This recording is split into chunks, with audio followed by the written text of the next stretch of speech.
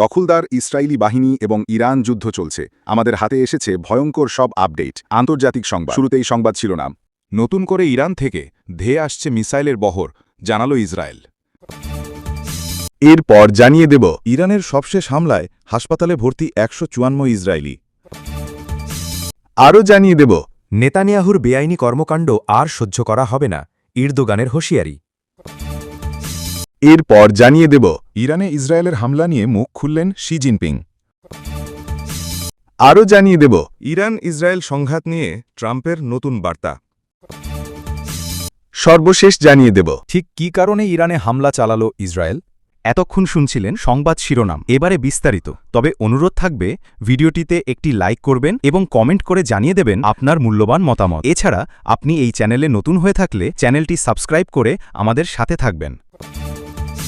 নতুন করে ইরান থেকে ধেয়ে আসছে মিসাইলের বহর, জানালো ইসরায়েল। ইরান থেকে কিছুক্ষণ আগে ইসরায়েলি ভূখণ্ডের দিকে ক্ষেপণাস্ত্রের বহর নিক্ষেপ করা হয়েছে বলে জানিয়েছে ইসরায়েলের সেনাবাহিনী। ইসরায়েলি বাহিনী জানিয়েছে হুমকি প্রতিহত করার জন্য তাদের প্রতিরক্ষা ব্যবস্থা কাজ করছে। খবর আল জাজিরার। বাসিন্দাদের সতর্ক করে ইসরায়েলের সেনাবাহিনী বলেছে, সতর্কতা পাওয়ার পর আপনাদের অবশ্যই সুরক্ষিত এলাকায় প্রবেশ করতে হবে এবং পরবর্তী নির্দেশ না দেওয়া পর্যন্ত সেখানেই থাকতে হবে। তবে ইরানি ক্ষেপণাস্ত্র উৎক্ষেপণের খবর দেওয়ার পরপরই ইসরায়েল সেনাবাহিনী দাবি করেছে ইরান থেকে ছোড়া বেশিরভাগ ক্ষেপণাস্ত্রই প্রতিহত করা হয়েছে। তবে কোনো ক্ষেপণাস্ত্র বিমান প্রতিরক্ষা ব্যবস্থা ভেদ করে ইসরায়েলে পড়েছে কিনা তা বলা হয়নি। এর আগে মার্কিন প্রেসিডেন্ট ডোনাল্ড ট্রাম্পের তেহরান খালি করার নির্দেশ সংক্রান্ত হুমকির পর ইরানের রাজধানী তেহরানের কেন্দ্রস্থল সহ বিভিন্ন জায়গায় বিস্ফোরণের শব্দ শোনা যায়। বিবিসি জানায়, আন্ডারজগ্য এলাকায় ইসরায়েলের গোলা আঘাত এনেছে। তবে কমপক্ষে দুটি বড় বিস্ফোরণের শব্দ শোনা গেছে বলে জানিয়েছে আন্তর্জাতিক একটি বার্তা সংস্থা।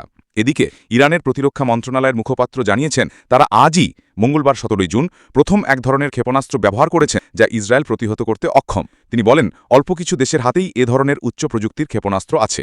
ইসরায়েলের কর্মকর্তাদের মতে সবশেষ মঙ্গলবার ভোরের হামলায় ৩০টিরও বেশি ক্ষেপণাস্ত্র ছুড়েছে ইরান।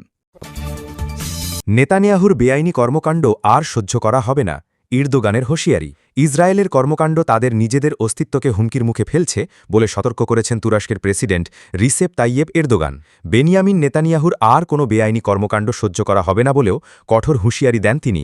গতকাল সোমবার ১৬ জুন তুরস্কের মন্ত্রিসভার বৈঠকে ইরানে ইসরায়েলের হামলার নিন্দা জানিয়ে এমন হুঁশিয়ারি উচ্চারণ করেন এরদোগান। তিনি অভিযোগ করেন, বেড়েছালা সংঘাতের মধ্য দিয়ে মধ্যপ্রাচ্যের নিরাপত্তা হুমকির মুখে ফেলেছে ইসরায়েল, যা নিজেদের জন্যই বিপদ ডেকে আনছে বলে মন্তব্য করেন এরদোগান। উল্লেখ্য, শুক্রবার থেকে চলমান হামলায় এ পর্যন্ত প্রাণ গেছে ২৪ ইসরায়েলির। অন্যদিকে তেল আবিবের হামলায় ২৫০রও বেশি মৃত্যু হয়েছে ইরানে।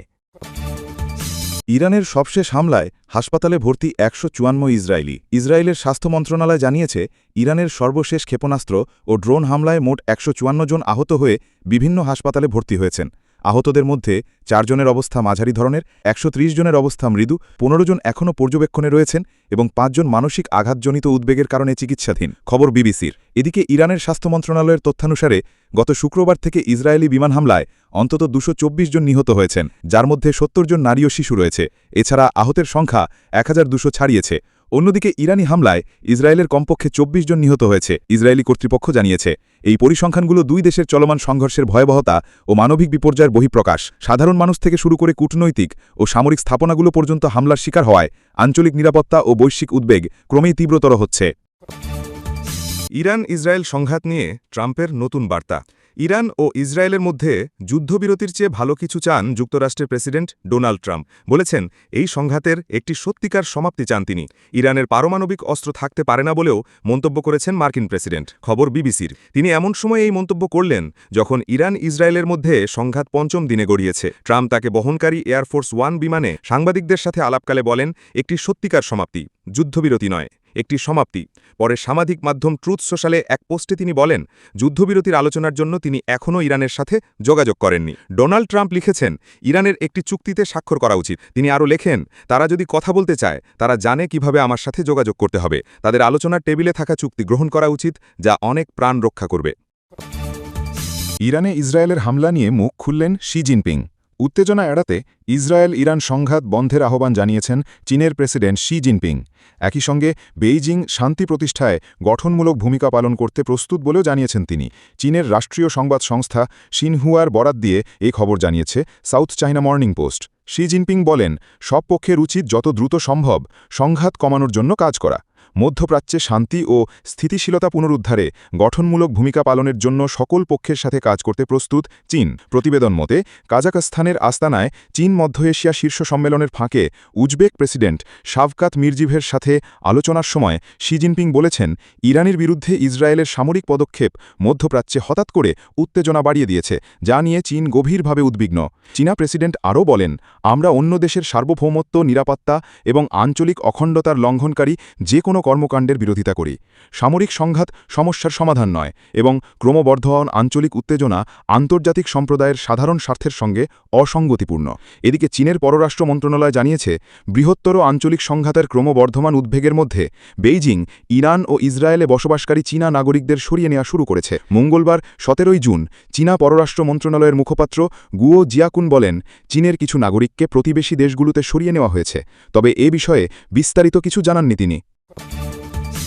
ঠিক কী কারণে ইরানে হামলা চালালো ইসরায়েল? ইরানের সামরিক ও বেসামরিক স্থাপনায় ইসরায়েলের হামলায় নিহতের সংখ্যা 250 ছুঁই। পাল্টা হামলায় অবশ্য ইসরায়েলেরও কিছু মানুষের প্রাণহানি হয়েছে। অনেকেরই ধারণা খুব সহসাই থামবে না হামলা পাল্টা হামলা। তাই প্রশ্ন, কি এমন হলো যে ইরানে হামলা চালিয়ে বসল ইসরায়েল? বিষয়টি নিয়ে আল জাজিরা ইরানিয়ান অ্যাফেয়ার্সের ওপর গবেষণা করার শিক্ষক ও লেখক অরিল গোল্ডবার্গের একটি বিশ্লেষণধর্মী আর্টিকেল প্রকাশ করেছে। তার ভাষ্যমতে ইসরায়েল দাবি করছে এটি ছিল একটি প্রিভেন্টিভ স্ট্রাইক, অর্থাৎ ইরান পারমাণবিক অস্ত্র তৈরি করছে এই আশঙ্কায় আগেভাগে প্রতিরোধমূলক পদক্ষেপ। কিন্তু আন্তর্জাতিক পর্যায়ে এমন কোনো প্রমাণ মেলেনি, বরং ধারণা করা হচ্ছে দীর্ঘদিন ধরেই এই হামলার প্রস্তুতি নিচ্ছিল তেল আভিভ। যদি এটি প্রিভেন্টিভ হয় তবে তাৎক্ষণিক কোনো হুমকির অস্তিত্ব থাকা জরুরি, কিন্তু ইরানের এমন কোনো তাৎক্ষণিক হুমকি দেখা যায়নি। 12 জুন প্রকাশিত আন্তর্জাতিক পরমাণু শক্তি সংস্থা IAEA রিপোর্টকেও ইসরায়েল হামলার অজুহাত হিসেবে দেখাতে চাইছে, কিন্তু ওই রিপোর্টে নতুন কিছু ছিল না, বরং পুরনো অভিযোগেরই পুনরাবৃত্তি। ইসরায়েলের আরেকটি দাবি, তারা ইরানের পারমাণবিক কার্যক্রমকে ডিক্যাপিটেট করতে চায়, অর্থাৎ নেতৃত্বহীন করে দিতে চায়, কিন্তু এককভাবে ইসরায়েলের পক্ষে তা বাস্তবায়ন সম্ভব নয়। বিশ্লেষকদের মতে এটি বাস্তবে একটি কৌশলগত লক্ষ্য নয়, বরং রাজনৈতিক বার্তা। ইসরায়েল সেনাবাহিনী শুধু পারমাণবিক স্থাপনায় নয়, বরং সামরিক ঘাঁটি, তেল ডিপো, গ্যাস ফিল্ড এবং সরকারি ভবনেও হামলা চালাচ্ছে। একই সঙ্গে একাধিক উচ্চ পর্যায়ের ইরানি কর্মকর্তাকে টার্গেট করে হত্যা করছে। সাবেক প্রতিরক্ষামন্ত্রী ও সর্বোচ্চ নেতার উপদেষ্টা আলী শামখানির হত্যার খবরও শোনা যাচ্ছে। বিশ্লেষকরা বলছেন, শামখানির মতো নেতাকে হত্যা করে ইরান যুক্তরাষ্ট্র আলোচনায় বাধা তৈরি করাই হতে পারে ইসরায়েলের উদ্দেশ্য। এটি ইসরায়েলের পুরনো কৌশল, নির্দিষ্ট ব্যক্তিকে হত্যা করে গোটা কাঠামো ভেঙে ফেলা। আরেকটি বিষয় হতে পারে তেহরানে রেজিম চেঞ্জ বা সরকার পরিবর্তনের পরিকল্পনা। এ নিয়ে খোলাখুলি বক্তব্যও দিয়েছেন ইসরায়েলি প্রধানমন্ত্রী বেনিয়ামিন নেতানিয়াহু।